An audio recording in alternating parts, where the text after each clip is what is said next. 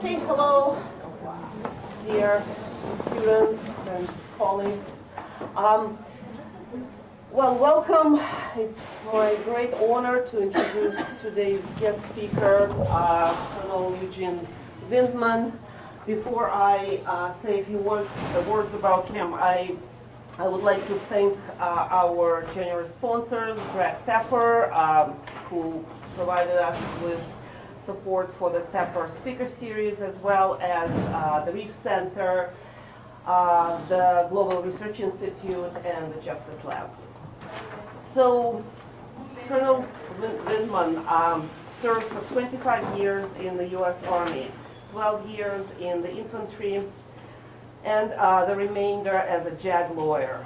In his latter capacity, he served as senior prosecutor for Fort Hood and as an operational law attorney for U.S. forces in Iraq. Colonel Windman is an expert in the law of armed conflict, military law, government ethics, and national security law. He served previously as the deputy legal advisor on the White House National Security Council, where he briefed Pentagon officials, cabinet secretaries, and the National Security Advisor on such matters as atrocities prevention, the International Criminal Court, international organizations, and sanctions. Colonel Windman is the author of multiple articles featured in Foreign Affairs and Foreign Policy magazines, USA Today, Lawfare, and Just Security Law. He has numerous appearances in national media and has many military awards and decorations. He currently serves as the director of the Military Analysis and Prosecution Support Cell in the Atrocity Crimes Advisory Group in Kyiv, Ukraine. He has deployed to Ukraine 14 times since June 2022. I encourage you after the talk to stay for a Q&A session, and please help me welcome Colonel Windman. Thank you. Thank you everybody for coming. This is the second time I'm here. Glad to be here. My son is a member of the tribe, so it's an opportunity for me to contribute. So, just recently I completed my 14th trip to Ukraine since June of last year. And I've had the privilege and pleasure of working with Ukrainian prosecutors, investigators in Kiev and all across the country. I've been to Kharkiv Oblast, Mykolaiv, most recently Dnipro and Zaporizhia, Chernihiv, and points west as well. So I've had the opportunity to interact with prosecutors and investigators at the national and regional level. And they've got quite the task ahead of them. So I'll jump right in. So just a little bit of an overview of the situation. So on the right side, you see a map of Ukraine in 2022. And the map is important because it gives you a little bit of context about the nature of the attack and the scope. These are elements that are very important when you look at the crime of aggression, which is one of the international crimes that the international community is looking at prosecuting. There is no currently international tribunal on the crime of aggression, but there's a possibility, and there's been committees formed, so to speak, to study this crime, prosecution of this crime. So as you see from the map, the better part of 2/3 or so of the country was originally attacked in February of 2022. And as the Ukrainians will correctly point out, this is not when the war started, February 24th, 2022. The war started actually in 2014 when that little peninsula down south, Crimea, was invaded by so-called little green men, which is a really thin facade for Russian forces. And points in the Far East and the Donbass were attacked.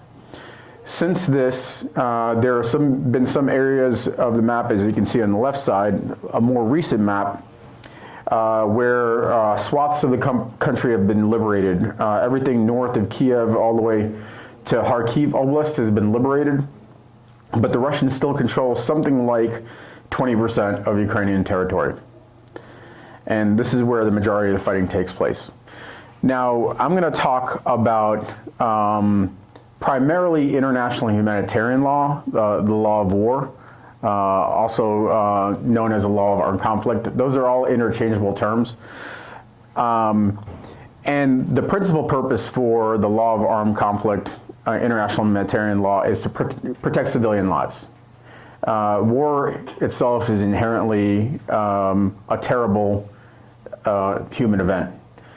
People die, but over the course of generations, but principally since the late 19th century and early 20th century, there's been a body of law developed through the Hague Conventions and through the Geneva Conventions to protect civilians and civilian objects.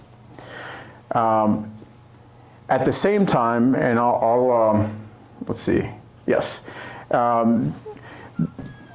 talk a little bit about military casualties. So as of today, actually the best estimate, and this is Ukrainian estimate, is something like 300,000, about 300,000 Russian service members have been killed. If you do sort of ordinary battlefield math, you multiply that number by 2, and so you're somewhere near 750, 900,000 casualties on the Russian side. On the Ukrainian side, the numbers are lower. They're still horrific, but you're talking in a year and a half of conflict, over 1.5 million, or 1 million, I think, is a pretty good number of casualties. Now, not all of them, these people are dead. Some of them are wounded. Some of them have returned back to combat. But 1 million or so casualties in a year of war. So when people say this is the most serious war in the European continent since World War II, they're absolutely 100% correct. And it's probably, by casualties, one of the most serious wars really since the end of World War II, and with no real end in sight. So in addition to the personnel losses, something like 10,000 armored personnel vehicles, another 9,000 sort of tactical vehicles destroyed, 5,000 Russian tanks. And just think about balancing that. The U.S. has agreed to give Ukraine 31 M1 tanks, whereas the Russians have already lost over 5,000 of their own tanks. So these are really quite astronomical numbers, indicative of a major war, obviously.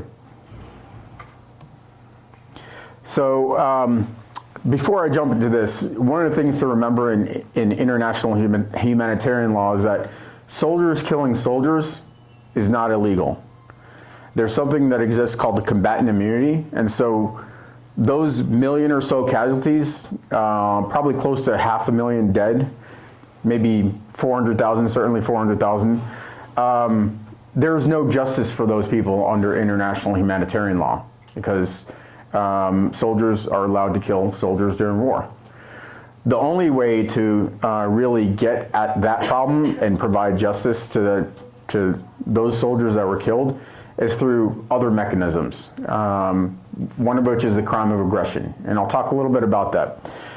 I think this is kind of important to remember, is because Ukraine, the army of Ukraine had something like less than 500,000 people before this major war started. They're now close to 1 million, and that's after a number of casualties. But the vast majority of those soldiers now, and many that have been killed, were weeks before lawyers, accountants, IT professionals. So they were civilians before they volunteered and were brought into the armed forces. Okay, so a little bit about the Atrocity Crimes Advisory Group.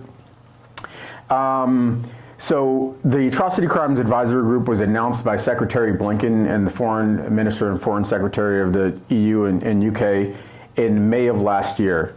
And the mission is to support the War Crimes Unit of the Office of the Prosecutor General, in its investigations of the conflict-related crimes. And we are one of the essential elements, and we know this because the Prosecutor General of Ukraine himself has come out in numerous forum and talked about how we're an essential element to the work of the Office of the Prosecutor General. We're sort of unique in this context because normally the role that we fill would have been filled by the United Nations or some sort of international or multinational governmental body. But because of the nature of this war, Russia, a P5 member of the Security Council, a permanent member, holding a veto, really the international mechanisms are paralyzed. And so there's a coalition of the willing, basically the Western world, which is growing because there are other countries that are entering this coalition in coming weeks that have come together in order to help prosecute and restore a rules-based international order. One of the reasons why I kind of enjoy practicing in this area of law is because international law in some contexts can be a little bit squishy. Countries get to decide when they sign up to treaties, what treaties to abrogate or have caveats to, but every country is a signatory to the Geneva Conventions. And every country is obligated to abide by these rules. And this is one of the few ways to reestablish a rules-based order when a country violates it. You haul their leadership into a court and hold them accountable. Our international partners for this are the European Union Assistance Mission Ukraine, EUAM, Bravo Justice, another European body, Global Rights Compliance, which is a UK component, and the IDLO, International Development Law Organization. So I put these slides together from a number of different sources. Some of these are from Ukrainian sources. So this number is actually fluctuates, obviously, because the war continues. So 90,000 was probably an accurate figure a few months ago. Now I understand it's over 100,000 war crimes recorded. This is everything from indiscriminate attacks on civilian objects and civilians to murders, conflict-related sexual violence, and every variety of war crime that you can frankly imagine, abuse of POWs. You see all of that in Ukraine. Over 10,000 civilians have been killed, 14,000 civilians injured, 101,000 objects destroyed or damaged, and then 19,000 children forcibly displaced.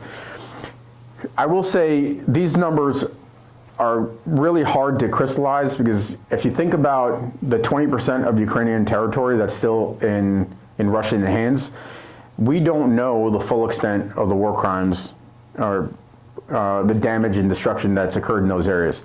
A city like Mariupol that had a population in the hundreds of thousands, swaths of it were completely razed to the ground. The people that died in those buildings were either buried. Most of those places now have been bulldozed. The Russians also had mobile crematoria at the beginning of the war. So I don't think we'll ever get a really good sense of what these numbers are. Even the numbers of children now are a little bit hard to identify with granularity. The Russians themselves claim that this number is in the hundreds of thousands. So these are the numbers. Obviously, or of course, prosecutors like to deal with like hard facts, and so these are the numbers that I think are provable with the evidence available right now. So the priorities of the Prosecutor General's office are to look at this crime of aggression, which I mentioned briefly. It's a recognized crime, but there's not currently a forum in which this crime can be prosecuted. looking at crimes of genocide and war crimes. So I'm not sure hierarchy is the right way to frame this, but these are all components of international criminal law. So all of them, IHL, or the law of war, is one aspect of these different crimes. So, so far, the Ukrainians have identified 318 suspects. Obviously, when you have over 90,000 cases, there's a lot more work to do here. While fighting this war, they'll simultaneously run trials, and they've secured 37 convictions. At the same time, they're facing challenges where seven prosecutors' offices have been demolished, 47 partially damaged. Inability to investigate or send investigators to the front line to figure out exactly what's going on and collect evidence. Lack of access to the areas that are behind the enemy lines. And then the component that we really help with, which is the subject matter expertise, international experts in the Atrocity Crimes Advisory Group, and some groups that work externally provide the expertise. International humanitarian law is an area of the law considered lex specialis, Latin for special area, that unless you've practiced, you may be a great sort of murder prosecutor or fraud prosecutor, but the area of international humanitarian law is a special area of the law that, frankly, you may not understand. You know, anytime a civilian is killed, even, is not necessarily a war crime. Anytime a soldier is killed, especially when it's combatants fighting each other, that's not a crime at all. So these are areas where we try to assist and advise and travel all around the country, helping our colleagues. So I'm the director of the Military Analysis and Prosecution Support Cell, which is a really interesting, sounds like a very boring, like, government name.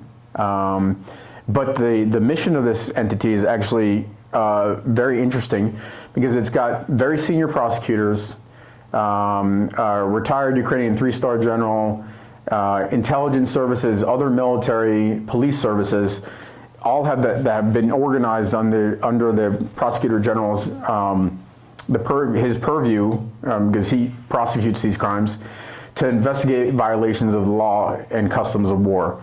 And I've listed a couple of examples here. And you know, I've got pictures here interspersed, and basically the key takeaway from these photos is that what you're looking at is basically city centers, right? Or residential complexes that have been bombed, which may constitute a war crime.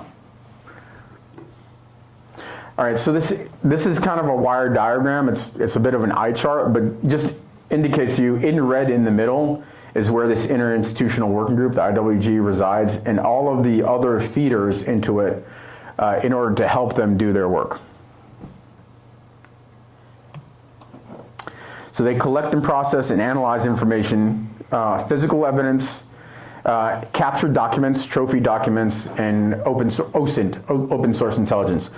So the different components of this group are, they have technical subject matter experts in rockets and artillery. They'll go out to a site and look at a hole in the ground and say, okay, this was a KX-101 missile, air-launched cruise missile. It came from this trajectory, and with that information, oh, by the way, these are the fragments. They're not in the chain of custody. They don't put the stuff in the bag and label it, but they help the investigators identify the stuff that should go in the bag that will constitute evidence. And just with identifying where it was launched from and the type of system, you've already got enormous amounts of information, because they've created a sort of a rubric where a particular missile system requires this level general approval in order to fire at this level of the Army. And so from that information, you can figure out, start to figure out who to hold responsible. In international criminal law, international humanitarian law, law of war, and I'll talk about this in a few minutes, the person that pulls the trigger is responsible if they're committing a crime, an obvious crime, but the command that gives the order is also responsible. And frankly, it makes sense. The general that's given the orders, the private, has very little flexibility. In the US context, you have to follow an order unless it's illegal, unethical, or immoral. Generally speaking, you're going to follow all the orders of those officers and non-commissioned officers appointed over you.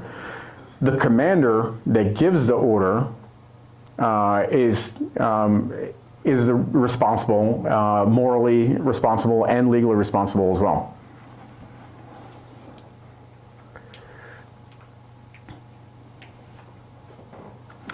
The other thing this group does is that because they have national purview for a campaign, like a campaign against infrastructure, they're not going to just look at this power station in Kharkiv Oblast and say, okay, this may or may not have been a war crime, but they're going to look at the pattern across the entire country.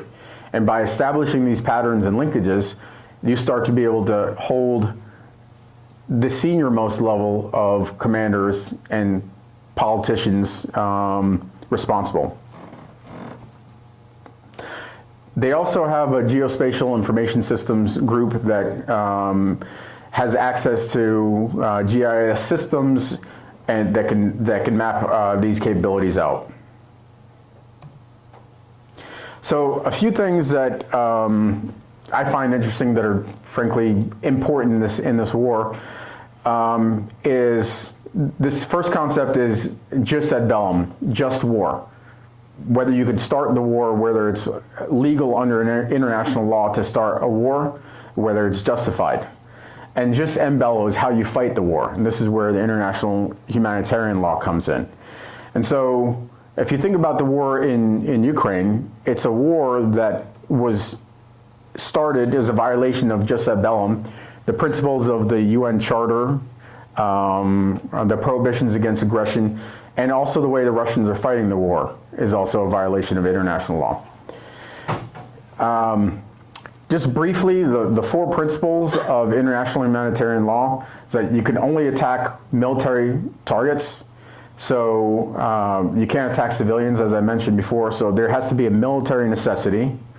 You have to distinguish between military and civilian. Even if you have a reason to attack a military object, that attack has to be proportional to the military advantage gained. So too many civilian casualties is a violation of the principle of proportionality. And then using weapons in a lawful way. So the US does a review of every weapon system in the inventory to make sure that it complies with the law of war. For instance, no glass bullets. Glass bullets, you can't pick them up on x-rays. They're they're banned weapons. But even weapons that are allowed under international law can be used in a inappropriate manner. For instance, firing cluster munitions or thermal barracks in a populated environment in a city.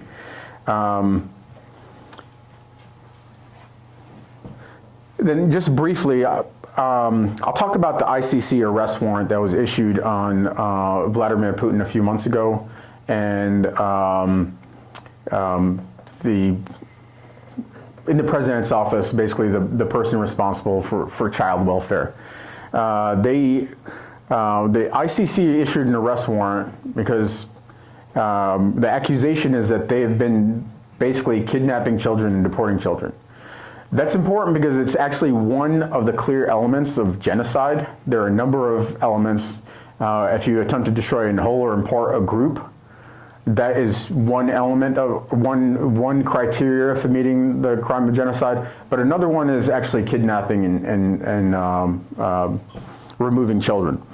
So people ask, and I'm sure this would have been a question, but maybe I'll answer it right now. Well, when is Putin ever going to sit in the dock at the Hague? When is he going to be prosecuted? It's unclear. But at this stage of the conflict, the most important thing you could do is investigate and put together evidence.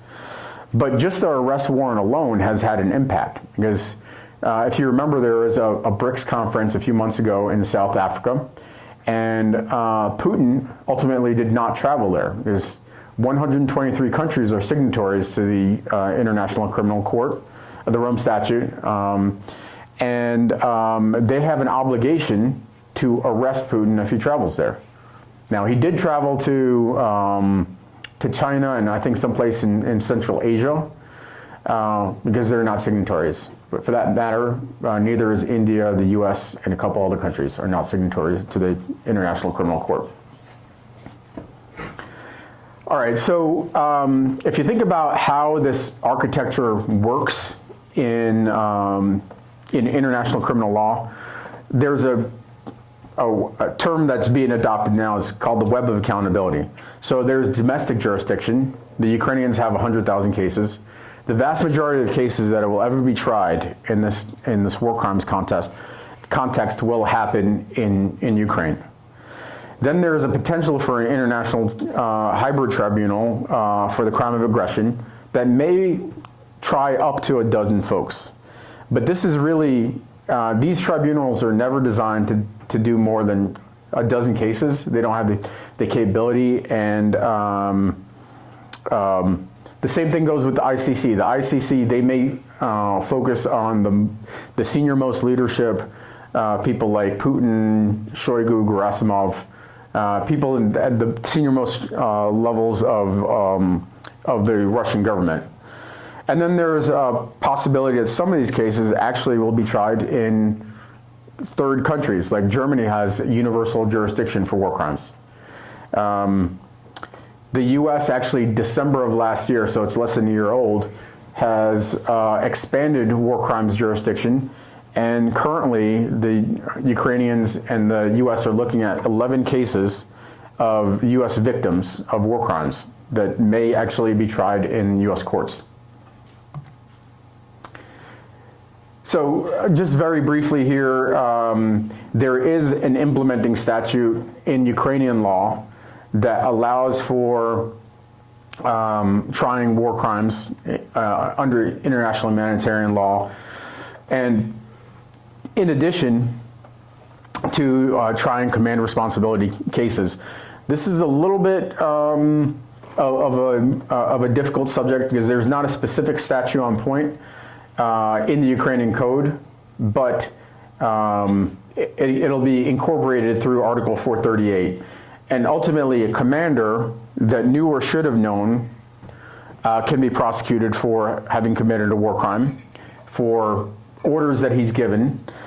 And a commander that learns that war crimes were committed in his organization has a duty to take action. So under both of those criteria, commanders can be prosecuted. When I say commanders, I mean obviously general officers, but also reaching up potentially to the senior-most political leadership, people like Putin. All right, just briefly, I covered these already in some of my earlier points, but there are protected sites. Normally, schools are protected sites, hospitals are protected sites, ambulances are protected sites, and are not subject to attack unless they're being used by the opposing force.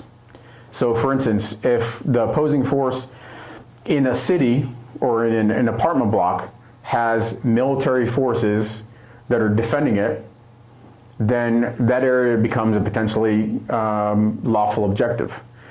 If infrastructure, power facility, feeds power to a headquarters as well as to the civilian population, it's considered dual use. That may be a valid target under international humanitarian law. If there are enemy forces in a hospital or cemetery or school, then that facility that normally be off limits becomes potentially a valid target. There are other categories like dams and nuclear power facilities that have additional layers of protection, considered having inherently dangerous objects. The Novokhovka Dam is a perfect example. When that dam was blown up, it flooded vast areas downriver, and frankly, it had the equivalent effect of a weapon of mass destruction. So the only thing that would have been able to cause sort of commensurate damage would have been something like potentially a small nuclear bomb, destroying whole cities, flooding whole areas, ecological damage. And then there are also objects indispensable to the survival of the civilian population. And these are typically considered like food warehouses or water treatment facilities. And those generally cannot be attacked. So a few examples of the campaign that Russia had last year, and I would anticipate they would have this year as soon as it starts to get really cold, is attacks on heating plants, power plants, dams, energy storage facilities. So these are some of these are complicated, as I mentioned. Once you start to think about things as dual use, that means they're lawful targets. That means they can be targeted. And that's not the end of the analysis. Then you have to look at issues of proportionality, and was the injury to the civilian population disproportionate to the military advantage gained, or being able to prove factually that actually the power facilities, the armed forces operate on totally independent power grid or generators, and so these power stations only serviced civilians.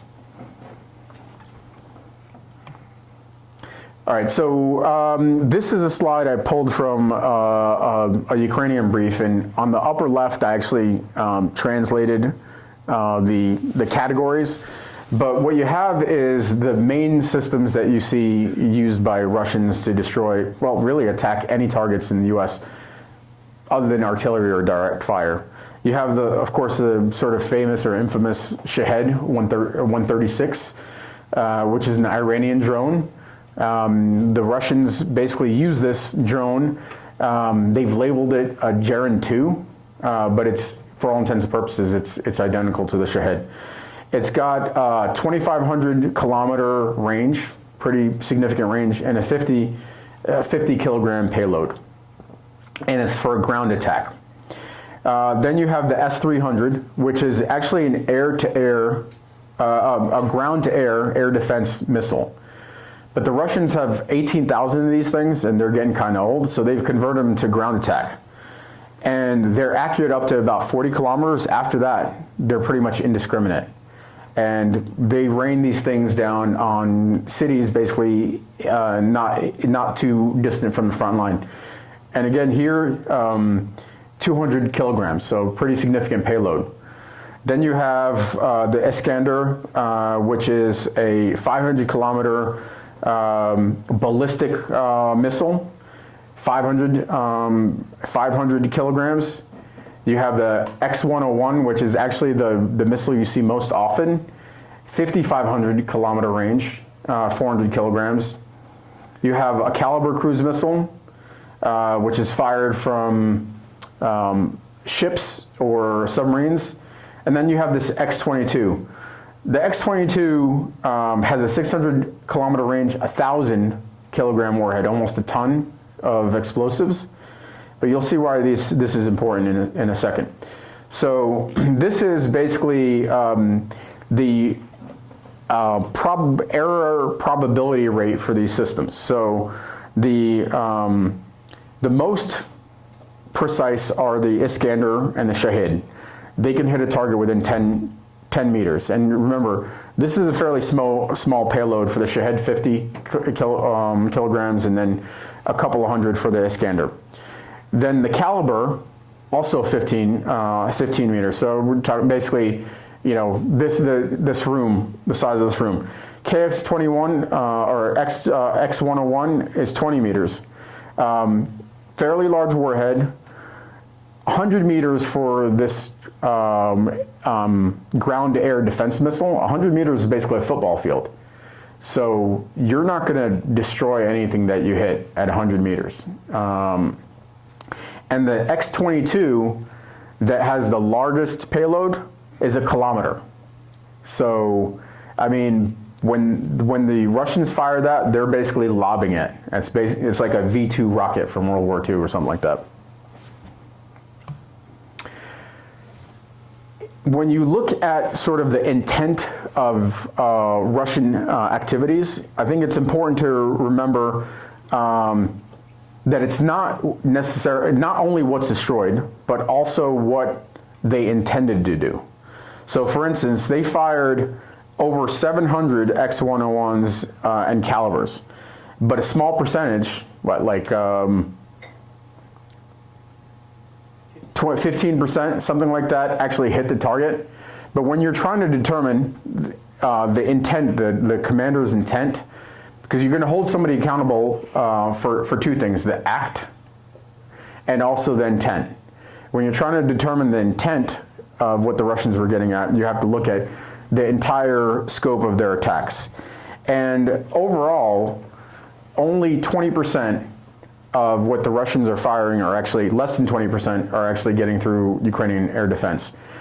So to the extent that you see already horrific damage throughout the country, it could have been a lot worse without air defense. And as a prosecutor, I would look at what the intent was, what they intended to do, not just what they were able to achieve. All right, so I think that is my overall presentation. I've left some time for discussion. You showed estimates of people who were killed in action. Do we have any knowledge on the amount of people who are missing in action? The Ukrainian numbers are actually pretty hard. They don't release them. It's a state secret. The Russians, for that matter, also don't release that information. So you only have that information from things like annual mortality rates. So the annual mortality rates amongst 18 to 35-year-olds in Russia spiked over the last 2 years, and that's how you're able to figure out. One other interesting aspect here, and this shows you how existential this war is for Ukraine, but also how serious it is. And for me, really striking as a 25-year veteran of the Army, I went to a prosthetics facility in Lviv on my way out 2 trips ago, and met an 18-year-old or 20-year-old young woman who had lost her leg. She'd volunteered for the Army at 18. At 19, she lost her leg, and amazed me because she was so positive and so positive about the future and had a great attitude and right. But 60% of folks fitted with prosthetics on the Ukrainian side go back to the front to continue fighting. So, any other questions?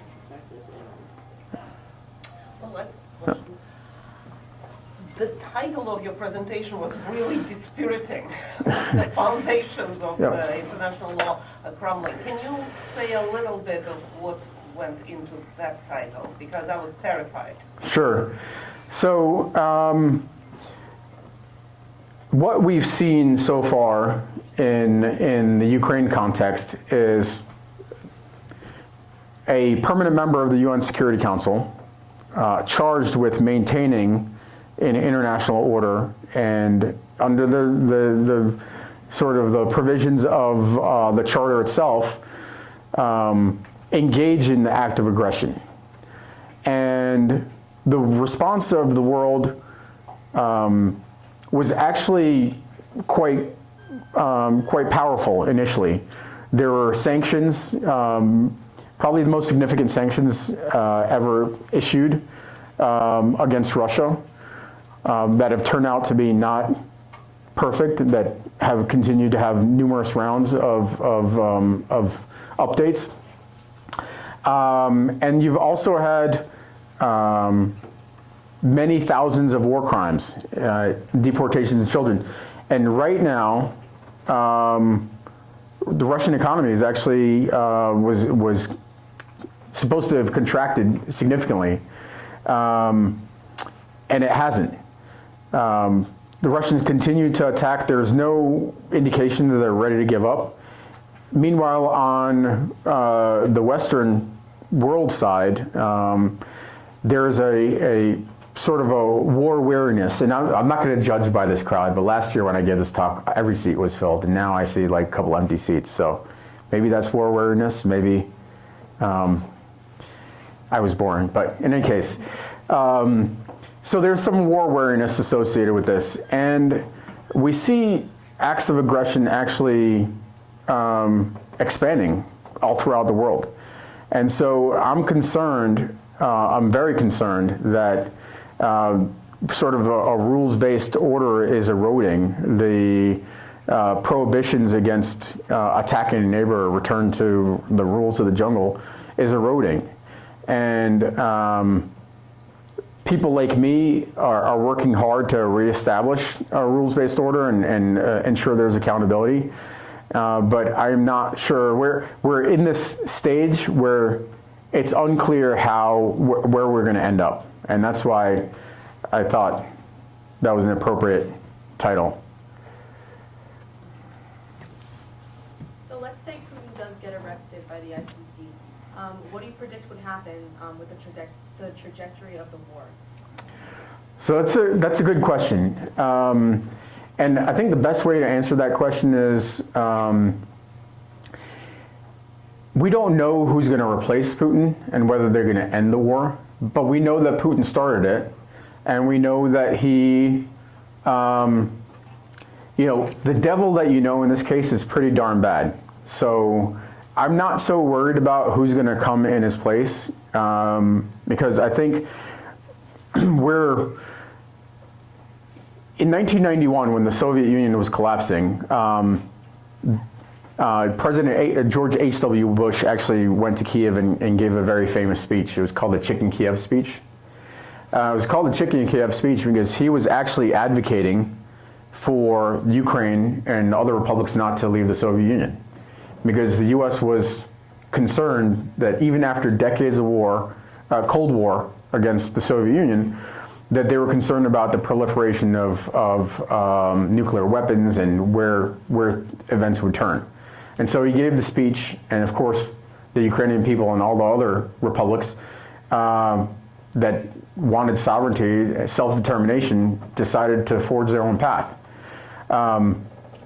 We're in the sort of same spot now, actually, a few decades later, because we saw a few months ago when Prigozhin's mutiny occurred, there was a lot of fear about what would happen to loose nukes and things like that. So we had all the bad fear that accompanied that mutiny, but none of the good, because actually Prigozhin didn't enter Moscow. There was no real negative fallout to the Russian Federation. I think our leadership, frankly, and Western leadership is thinking about, well, how do we preserve, in some ways, Russia so it doesn't disintegrate? So again, the short answer is that it's hard to tell who's going to replace him. I think the important thing to do now is think about in smart circles in Washington, D.C. and other capitals, who could be our potential partners? Who would we boost? What would be an acceptable outcome for us? But also realize that we don't have complete agency. That this war can go, the longer it stretches out, it could end up going poorly for Ukraine.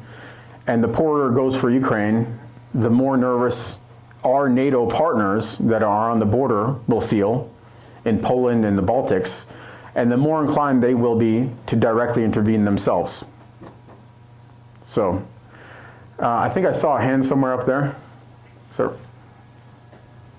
Somebody thank you for doing this work, and also thank you and your brother for being American heroes. Thank you. Do you have any idea what's happening to the children that have been abducted? Do you get any intelligence on that? Or? Sure. So we know a little bit, and we know a little bit because there have been about 30. I may be wrong. It's either 30 or 300 out of 19,000 that have been returned. That some family members have been able to basically secure their release, or there's a Qatar, there is a mechanism to work through the release of these children. And basically what is happening is they're being brainwashed. So they're going to Russian schools, they're being taught that anything Ukrainian is bad. Ukraine is not a culture or society. Ukrainians are Nazis and things like that. So they're being programmed. This is also happening in not just the children that are kidnapped, but in the occupied areas where parents are required to send their kids to camp, where they're programmed into this a Russian mindset. Yeah, so that's what we understand is happening. Yes.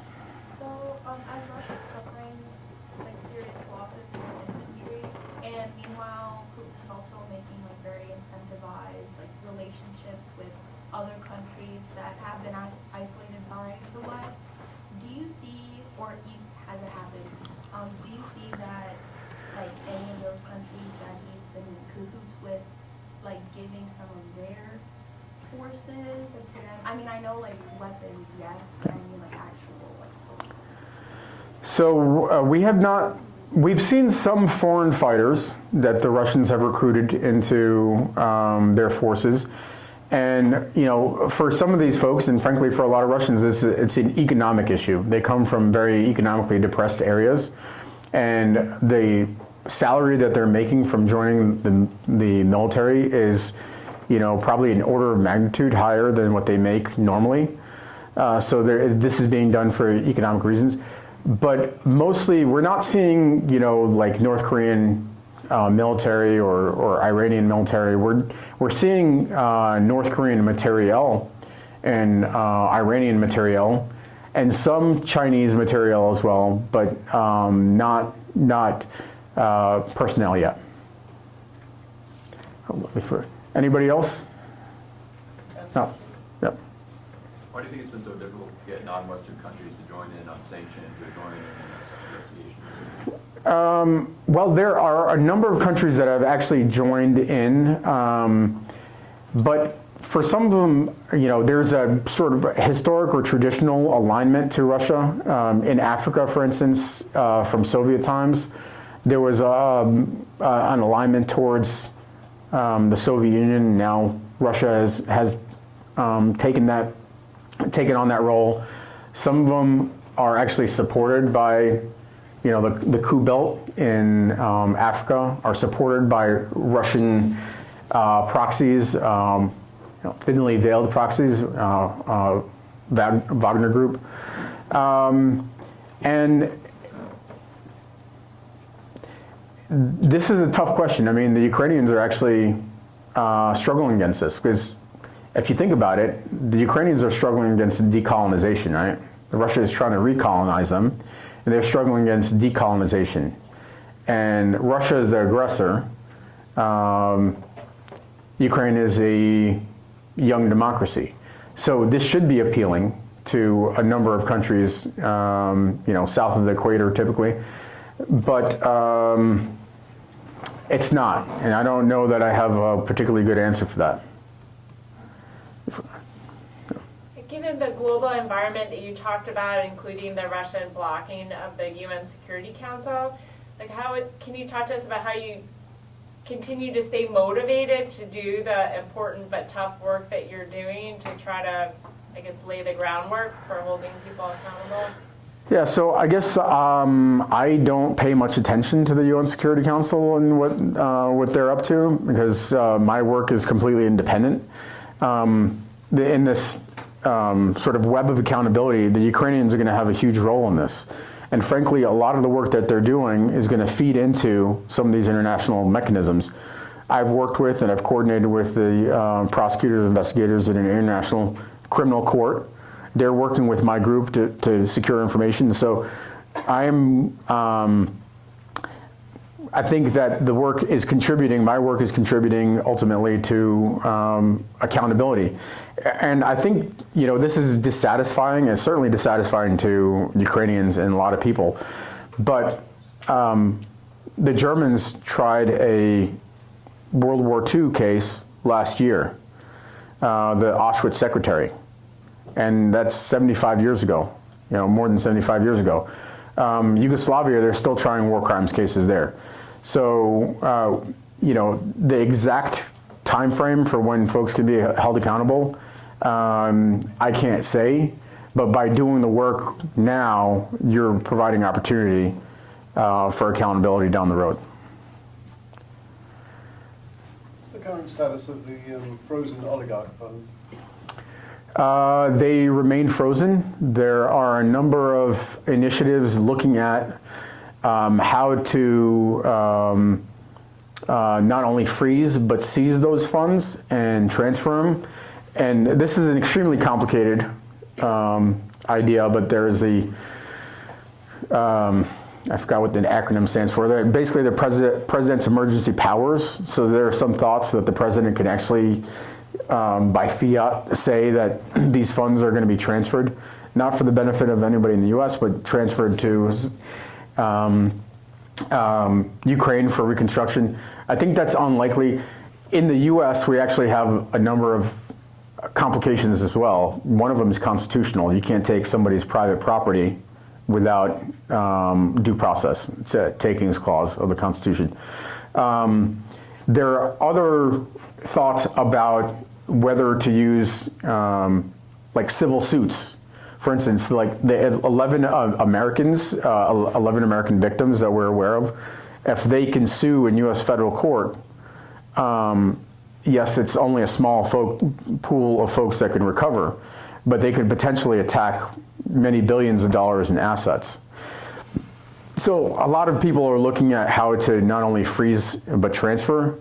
The U.S. has something like $39 billion in sovereign state assets, and then somewhere around $330 billion in oligarch assets. But actually, of all places, Belgium has about half of the remaining $300 billion. So, let me see, anybody else? Is Ukrainian leadership and the government, are they worried about how international aid's going to be flowing in, especially with the war in Israel? Yes, the short answer is yes, and we see, in our in Congress how there seems to be general support for Israel and funding for Israel, but there's a wing. I think I certainly would categorize them as pro-Russia, pro-Putin wing of the Republican Party that wants to withhold funding for Ukraine. And the thing is, and I had a slide in here, and I didn't include it. It's a slide that sort of breaks down the amount of support that we provided to Ukraine. And I think the number is somewhere around like 170 is the top line number. But of that number, only a small fraction is actually given to the Ukrainians. I think 25% is actually given to the Ukrainians. So we give them our old broken down Bradleys or 31 tanks or something like that have been depreciated. And then we order from defense contractors brand spanking new ones for full market value.